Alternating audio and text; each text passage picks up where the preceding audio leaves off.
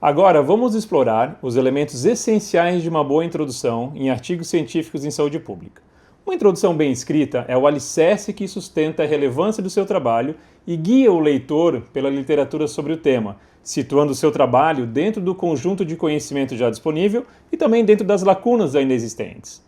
Um bom artigo científico começa com uma introdução conceitualmente robusta e informativa, ao mesmo tempo em que precisa ser sintética e direta. É um grande desafio, não é? Bem, o seu principal objetivo é fornecer uma base teórica que justifique o estudo, deixando claro o motivo pelo qual ele merece ser publicado e lido.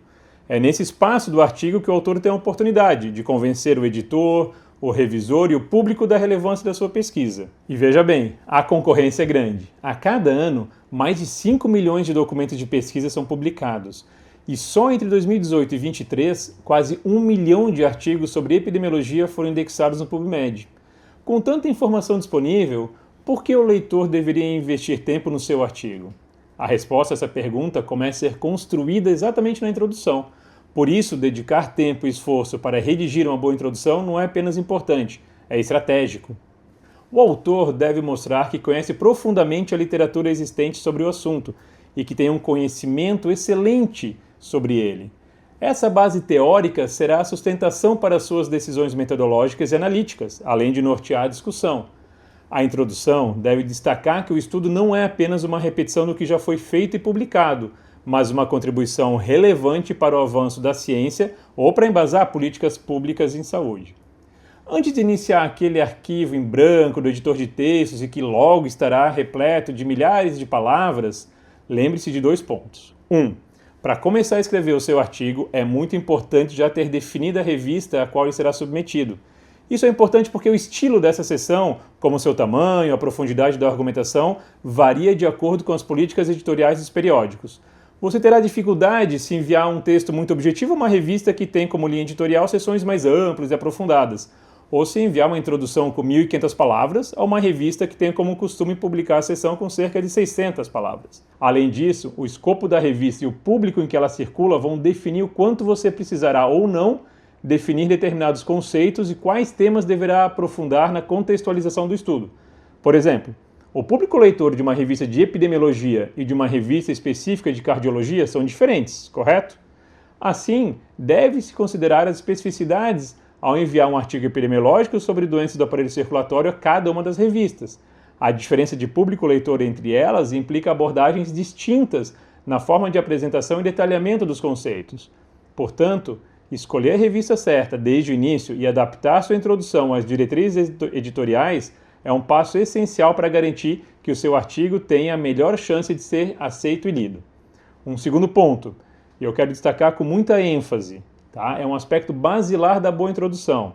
Ela jamais será escrita sem uma boa revisão de literatura.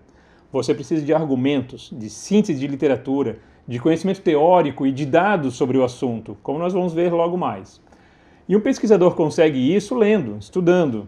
Assim, leia muito antes de começar a redigir o seu artigo. Leia muitos artigos sobre o assunto a partir de uma revisão bem estruturada, realizada nas principais bases de indexação. Fiche os artigos e tenha uma perfeita compreensão quanto ao que já se sabe sobre o assunto e identifique quais contribuições originais o seu estudo traz. Mais uma dica, já leia também as introduções dos artigos publicados na revista em que você tem interesse e perceba qual que é o modelo mais empregado nela. Nesse caso não vai importar tanto o conteúdo ou o assunto do artigo, mas sim a estrutura da seção, O que o primeiro parágrafo traz, e o segundo, e o terceiro, e assim por diante. Ajustar a sua redação ao que a revista deseja e já publica aumenta a chance de publicação. Bom, então vamos começar a ver com mais detalhes a introdução? Em síntese, geralmente são 5 blocos sequenciais de informações que devem estar sintetizados em uma introdução. Número 1. Inicia-se a introdução, em geral, destacando-se a relevância do assunto de forma mais ampla. Em um segundo momento, é preciso destacar qual é a relevância do seu estudo, dos aspectos específicos que você está investigando deste grande tema. Passo 3. Em relação a esse recorte que está sendo investigado e considerando a sua pergunta de pesquisa, sintetize a literatura sobre o assunto, mostrando ao leitor o que já se sabe sobre ele. Em uma continuação, você deixará claro quais são as lacunas do conhecimento que permanecem sobre esse assunto e que você tentará, ao menos parcialmente, preencher. Argumente com base na literatura porque preencher essas lacunas é importante. Por fim, a última ou as últimas sentenças da introdução descrevem de maneira muito sintética os objetivos do estudo. Então, 1, 2, 3, 4 e 5, de forma sequencial, numa redação envolvente, concatenada, indo de aspectos mais gerais aos mais específicos. É isso que precisa fazer em uma introdução. E lembre-se de utilizar frases de transição ao longo da introdução para garantir que a passagem de um bloco ao outro seja natural e que mantenha o leitor engajado. Tá bem? Agora, vamos ver com mais calma cada um desses blocos da introdução. Lembrando que isso aí é uma questão mais ampla que pode ser ajustada de acordo com cada revista e estudo. Mas ponto 1. Sobre a relevância do assunto que está sendo investigado, com base em bons argumentos e na literatura, você precisará convencer de forma objetiva que se trata de um tema importante, que precisa ser pesquisado e cujos resultados precisam ser divulgados. Não basta você achar importante, é preciso convencer o leitor de que o assunto é relevante. E como que a gente faz isso? Bom, você não vai estar junto com o artigo argumentando, e contra-argumentando no ouvido do leitor. Por isso, o texto deve estar muito bem estruturado. Bem, há diferentes possibilidades de como fazer isso e vai depender de acordo com o tema também. Mas, por exemplo, você pode destacar a magnitude do problema sendo investigado. Faça isso utilizando indicadores ou evidências que demonstrem a magnitude do problema, seu impacto na saúde pública, na economia ou na sociedade. Para isso, pode expressar taxas de mortalidade, letalidade, incidência, prevalência, anos potenciais de vida perdidos, falta de acesso a um serviço de saúde ou algum outro indicador. Também pode explorar impactos individuais, familiares, econômicos ou sociais do que está sendo estudado. Quantos parágrafos você gastará para fazer isso vai depender das regras da revista, mas geralmente é uma parte curta da introdução, geralmente um parágrafo. Por isso, sugeria pouco que você leia artigos recentemente publicados na revista, independente do assunto. Mas vamos pensar num exemplo. Suponha que o seu estudo seja sobre desigualdades espaciais na exposição à poluição do ar. Você pode iniciar a introdução destacando que a poluição do ar é um problema de saúde pública global crescente, responsável por cerca de 7 milhões de mortes prematuras anuais, segundo a Organização Mundial da Saúde, além de estar fortemente associada ao aumento de doenças respiratórias, como asma e doença pulmonar obstrutiva crônica. A poluição do ar também contribui para o desenvolvimento de doenças cardiovasculares, câncer de pulmão, resultando em altos custos sociais e econômicos. Perceba que são sínteses mais gerais da literatura sobre o grande assunto tratado, e mais dados objetivos também podem ser oferecidos nesse momento ao longo do texto do exemplo que eu dei. Tá? Aí passo 2. Na sequência, você dará início ao afunilamento da sua argumentação. Você já apresentou ao leitor por que o grande assunto que está sendo estudado é importante.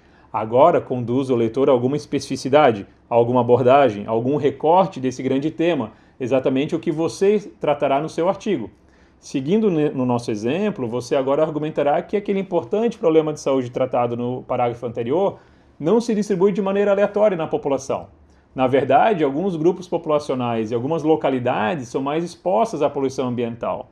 Estudos demonstram que grupos populacionais mais vulnerabilizados, como residentes de áreas urbanas periféricas, estão desproporcionalmente expostas a maiores níveis de poluentes. Sinalize por que saber mais sobre isso é importante. Assim, aqui você estará recortando para um nicho daquele grande tema. Mais uma vez, e reforço com muita ênfase, uma boa revisão de literatura é o que lhe dará os argumentos. 3. Bem, você já mostrou que o grande assunto e o seu tema, o seu recorte de pesquisa são importantes. Na continuação, você precisará apresentar ao leitor uma visão clara e sintética do conhecimento acumulado sobre o tema específico que está sendo tratado. Aqui cabe um conselho importante. A introdução de um artigo não é a revisão de literatura que se faz em uma dissertação ou tese. O autor não deve exaustivamente descrever todos os aspectos de todos os artigos sobre o assunto. O trabalho do autor na introdução é exatamente entregar ao leitor uma síntese do que já se sabe, privilegiando os principais estudos, os mais robustos, os mais relacionados ao seu recorte e também as boas revisões. Aproveite para consolidar o seu pensamento teórico que dará base ao seu modelo analítico. Voltando ao nosso exemplo, sintetize o que já se sabe sobre desigualdades espaciais na exposição à poluição do ar. Selecione os principais estudos e sintetize o que eles apresentam de resultados que já estão consolidados. É a parte em que você apresenta o que já se sabe sobre o assunto. 4º momento. Uma vez estabelecido o que já se sabe, agora é o momento de mostrar as lacunas que existem na literatura, ou seja, o que ainda não se sabe, e sinalize que seu estudo venha a preencher ao menos parcialmente essa lacuna. E por que conhecermos essas informações é importante? Essencialmente, aqui você apresenta a sua justificativa, e uma justificativa forte é absolutamente vital na introdução de um artigo. Todo o texto deve culminar numa, digamos, obviedade de por que o seu estudo é interessante e relevante. Essa contribuição do seu artigo pode se dar por diferentes formas, que podem ou não se somar, inclusive. A sua inovação, por exemplo, pode ser por conta do uso de um método ainda não muito explorado e que pode trazer informações novas importantes, ou por conta de um nicho do assunto ainda não muito investigado, pela desatualização temporal dos dados já publicados em artigos, pela análise com recorte espacial pouco explorado e assim por diante. Em suma, indique as lacunas, apresente por que conhecê-las seria importante e mostre que o seu artigo traz de novo dentro desse contexto. Editores de revistas não procuram artigos que falam apenas o que já se sabe, mas também procuram trazer elementos novos, atualizados da discussão, seja por meio de estudos descritivos ou analíticos. E o quinto momento, geralmente, lá no final da introdução, é que de forma sintética, o autor vai escrever o objetivo do seu estudo. Mais uma vez, verifique se esse é o padrão da revista. De qualquer maneira, sempre que apresentar o objetivo, o faça de maneira clara, não prolixa e concatenada com toda a sua argumentação.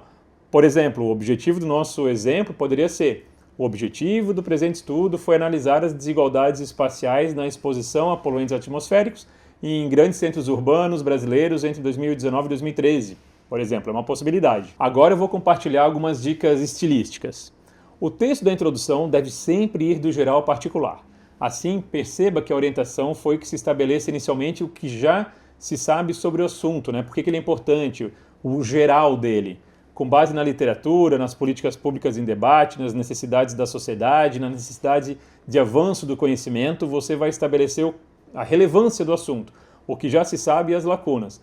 Perceba que nós vamos afunilando nisso tudo que eu comentei agora há pouco, E se lembre, não basta apenas você considerar o assunto importante, os outros precisam ter essa visão também, essa impressão.